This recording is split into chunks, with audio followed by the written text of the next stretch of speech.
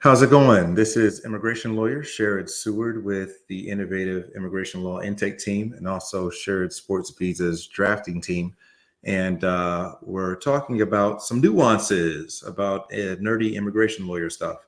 But hopefully somebody out there finds it beneficial. So if you don't know already, O-1 petitions for extraordinary foreign nationals and P-1 petitions for internationally recognized athletes both need someone to sign the I-129 form. Typically, this is an employer that will actually employ the person. For example, if you get drafted to the NBA, then your team will serve as your petitioner / sponsor to sign your the immigration forms, which is Form I-129, in order to come to the United States on that visa. But there's a lot of times where the employer does not want to do it, or there is no employer that makes sense to do that. In that case, what we do is we do either a U.S. agent, which can be another business, or it can be a U.S. citizen. And that's what we're talking about today, is how to use a U.S. citizen as your petitioner. Is it appropriate? Is it appropriate? Absolutely so. Yes, it's fine. Typically, they'll ask for information that proves that the petitioner is a U.S. citizen, whether that be their birth certificate or a passport, a naturalization document. And one thing to think about is, while it is appropriate, there's nothing wrong with a U.S. citizen serving as the petitioner. It could be problematic in certain structures. So if you're doing the structure as the citizen is just a U.S. agent, doesn't have anything to do with the petition, and there's a foreign employer that's clear and it's articulated that they're the ones actually doing the work, then that makes sense, especially if the citizen doesn't have any former background in the industry that the visa applicant is pursuing.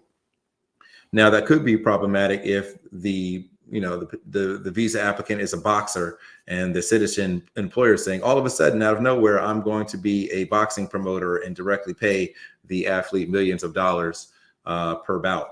That's something that USCIS is going to look unfavorably upon. And there's a lot of other circumstances that are less obvious than that, where there might be problems as a U.S. citizen filing the petition. So while it is good, sometimes it is advantageous, especially if there's no background in that industry and making the type of moves or circumstances that the visa applicant will be doing in. And so that way, sometimes it's better off to just use a petitioner service that does have a reputation for doing things in that industry that will make much better sense for that. And I'd like to share one that we like, was this Innovative Global Talent Agency. And we like this because they are very experienced in serving as a petitioner. They have robust former clientele, and they actively try to find gigs and opportunities for the visa applicants. So if they do not have a petitioner, rather than using a citizen that might not have the background to carry the weight of the petition, they can always use a petitioner service such as this one that might even find opportunities for them to do. For example, if you're a boxer, they could find you boxing bouts or introduce you to promoters. If you're a book writer, they can introduce you to publicists. If you're an actor, they can introduce you to other agencies, or maybe even get you interviews and auditions themselves. So there's a lot of opportunity out there. So while it is appropriate to file an O-1 or P-1 visa with a citizen, just a regular person, as a petitioner, it can sometimes prove problematic when it gets to the adjudication of the petition. Just something to think about.